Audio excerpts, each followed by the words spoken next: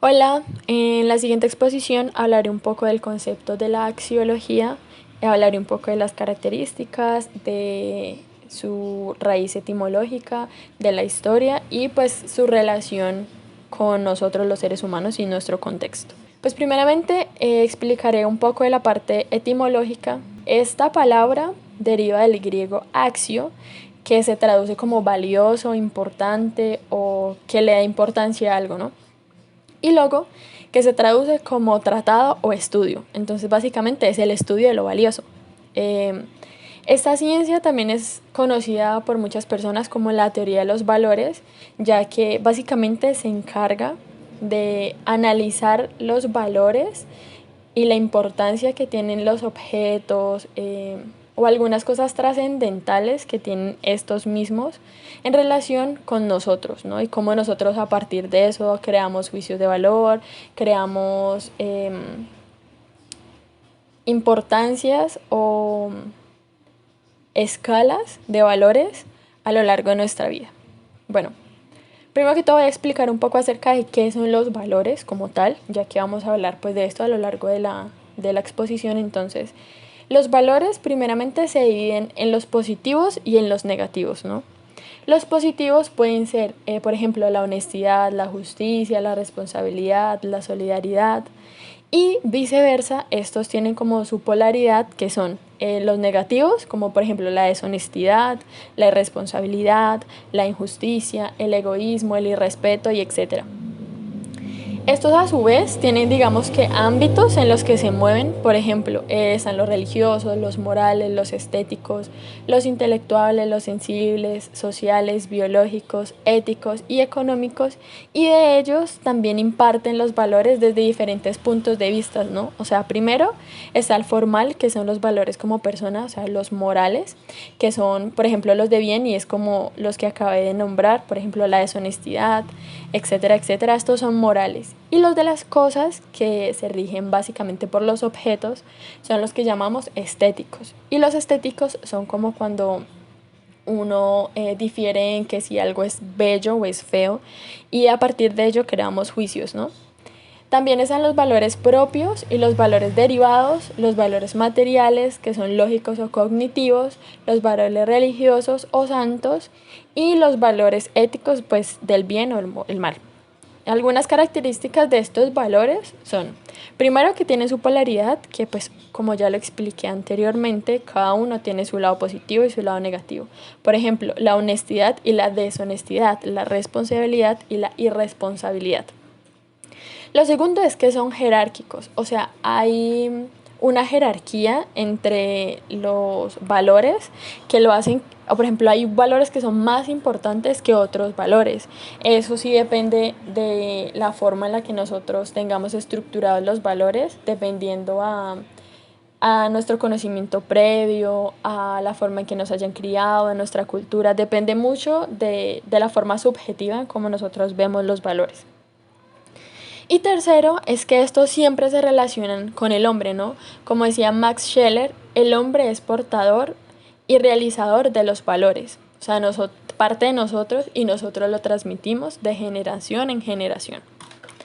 Bueno, básicamente la axiología se divide en dos ramas importantes, digamos que tres, pero las dos más importantes que hablaré en esta exposición es primero la ética, que como ya hablamos anteriormente, pues se difiere de los valores morales, ¿no? Del bien y el mal.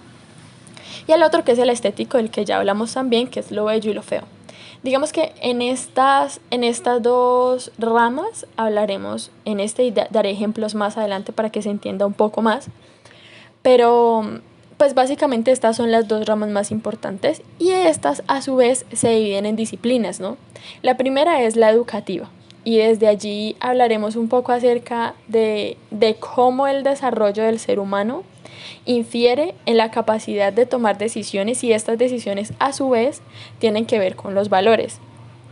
Ejemplo de ello es, supongamos que en un hospital hay un anciano de unos 85 años y tiene un cáncer terminal. Supongamos que este señor tiene solamente un hijo, al único hijo al que le puede pedir ayuda, pero su hijo tiene que escoger entre trabajar para pagar su tratamiento o quedarse en el hospital a cuidarlo. Este tipo de decisiones y de estas acciones depende obviamente del estudio del ser humano, y de allí imparten muchas estructuras sociales que llevarán a este joven a tomar la decisión correcta. Digamos que este sistema de normas establecido va muy ligado como a una vista crítica, a una vista personal y subjetiva de la persona, y por eso no es como algo que se pueda regir y que tenga un estándar planeado, porque como les dije es algo totalmente subjetivo, pues depende de la crianza y de muchos otros factores de la persona. Bueno, vamos a hablar un poco de la historia de la axiología, como para contextualizarlos un poco. Básicamente la axiología nació porque los griegos dedicaban gran parte a la reflexión filosófica, como ya sabemos. Antes, en los primeros tiempos, digamos, de la filosofía, siempre se pensó en que la filosofía se trabajaba y se regía de un pensamiento el cual iba, digamos, creciendo y ayudaba a la solución de problemas, ¿no? Por eso hablamos de un pensamiento filosófico. Y digamos que en la práctica de la filosofía o de la conciencia práctica, ellos empezaron a intuitivamente ver que cada cosa tenía un valor y que ese valor se podía jerarquizar dependiendo pues obviamente de las características, de las propiedades, de la relación que tuviera cada persona con ese objeto, ¿no? Como ejemplo, puede que para mí el sol signifique alegría, signifique calor, signifique mi familia, signifique amor. Y puede que a otra persona que no tenga las mismas experiencias que yo, para esa persona signifique el sol maldad, crueldad, no sé. Estos valores infieren, como decían los filósofos, en la experiencia que se tenga con tal objeto, ¿no? En la vida real, el hombre aprende primero a estimar y a desestimar, a evaluar y desevaluar las cosas, ¿no? Es como la primera etapa que se emprende en el desarrollo cognitivo de las personas y que es algo totalmente natural en los seres humanos. Y es por eso que la axiología se centra en esta importancia que tienen los valores en relación con el entorno y con el ser humano. A principios del siglo XVIII, el matemático y filósofo Dr. Robert Hartman dedicó su vida a analizar más a profundidad la raíz de los pensamientos de las personas, y a esto lo definió como la axiología, ¿no? Digamos que es una ciencia que estudia la manera de pensar, centrándose específicamente en los valores que llevan a las personas a actuar de cierta manera, ¿no? A asignar prioridades, a entender las estructuras sociales, la cultura. Digamos que hay muchos factores que influyen en la forma en la que cada uno toma decisiones y actúa en ciertos momentos de su vida. Desde allí hubieron muchos autores que también trataron la axiología desde diferentes puntos de vista, como por ejemplo Max Scheler, que pensaba que los pensamientos no se consideraban propiedades, sino objetos en sí, y que no se podían ver físicamente, pero su importancia se hallaba fuera del espacio y del tiempo, pero que su significado era más profundo, ¿no? Y por lo tanto pues es indestructible. O sea que no necesariamente hay que verlo físicamente para saber que tiene un significado, ¿no? O un valor. Digamos que otros autores, como por ejemplo Max Scheler, que hablaba positivamente, hay otros que hablan negativamente, como Samuel Alexander, que dijo que los valores son cualidades terciarias y que solo sirven para distinguir unas cosas de otras cosas, ¿no? Como de cualidades más importantes. A lo que obviamente Fronzini en 1986 negó por completo y dijo que básicamente no se podían describir los valores como solamente cualidades terciarias, ya que estos servían para ser adjetivos o cualidades, pero tenían un valor más profundo. En sentido como de ejemplificar un poco más la axiología, pondré pues varios ejemplos que digamos nos servirán para entender un poco el sentido de esta ciencia, ¿no? En el sentido material hablaremos acerca de cómo algunos objetos varían su significado, su valor y sus características dependiendo del contexto. Por ejemplo, se ha comprobado que la marihuana tiene muchísimos beneficios médicos para aliviar dolores o enfermedades gracias a que sus propiedades como el cannabidol o el CBD es utilizado para tratar afecciones graves del cerebro y a su vez ayuda a relajarlo de que funcione de manera correcta, ¿no? O el tetrahidrocannabidol o el THC es aquel que tiene el poder de eliminar el dolor, de adormecer y de ayudar a los músculos a que puedan liberar el dolor. Por otro lado, según the National Institute on Drugs Abuse, la marihuana es psicoactiva. O sea, en otras palabras, cambia la forma del funcionamiento del cerebro y afecta a ciertas áreas específicas que se llaman receptores de cannabidones. Estos receptores envían mensajes a diferentes neuronas en el sistema nervioso y afectan las áreas relacionadas con el aprendizaje, la memoria, el apetito, la coordinación, el placer y interfiere obviamente con los receptores importantes en el organismo, ¿no? Entonces por esto que las personas, digamos, se vuelven dependientes a esta sustancia.